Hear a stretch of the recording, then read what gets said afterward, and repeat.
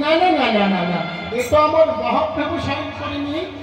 কেন কেন কথাটি বললেন?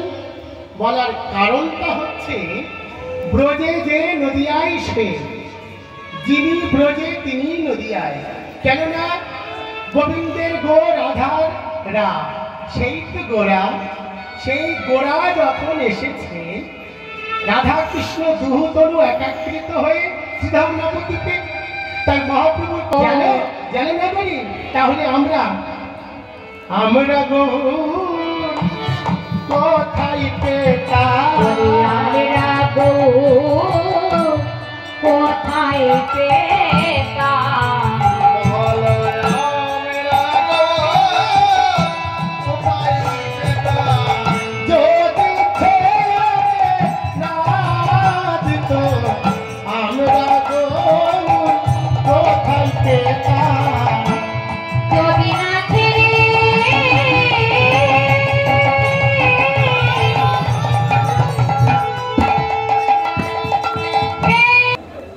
যেদিন সূর্যদাস ওই বৃন্দাবনের পথে হরিনাম করতে করতে একদিন জঙ্গলের মাঝখান দিয়ে যাচ্ছে আমার সূর্যদাস।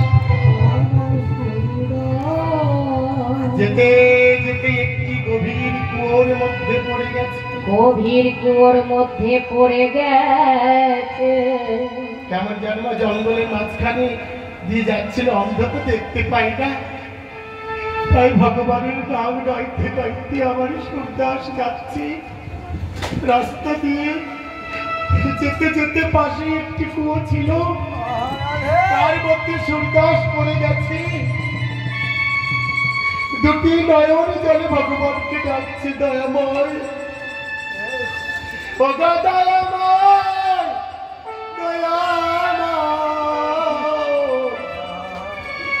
দয়াল, আমি তো অন্ধ, আমি তো দেখতে পাই না, কিন্তু তুমি দেখতে পাও, তুমি তো দেখতে পাও, আমি দেখতে পাই না। সেই কোর মাঝখান হতে আমার সূর্যদাস দুটো হাত উত্তোলন করে দিয়ে বলছি, দয়াময়, আমি তুমি কোথায় আছো আমি জানি না, কিন্তু আমি তোমাকে দেখতে পাচ্ছি না।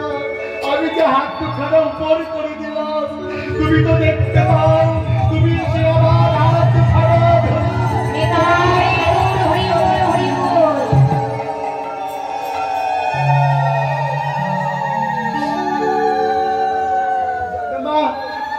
সূর্যদাস সেই কোর মধ্যে দুটো হাত তুলে দিয়েছে, আর ভগবান এসে হাত দুটো টেনে তুলেছে, টেনে তুলে বলছে, সূর্যদাস, তুমি তো অন্ধ, তুমি কি আমাকে দেখতে চাও? সূর্যদাস বলছে, হ্যাঁ প্রভু, দেখতে চাই। তৎক্ষণাৎ সূর্যদাসের যেই নয়নে হাত দিয়েছে, অমনি সূর্যদাস বিষ্ণু শক্তি ফিরে দিয়েছে। বিষ্ণু শক্তি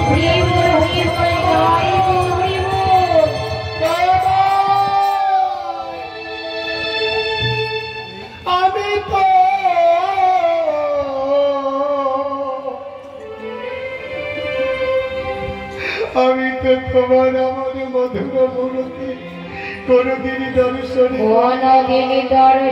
করিলাম না।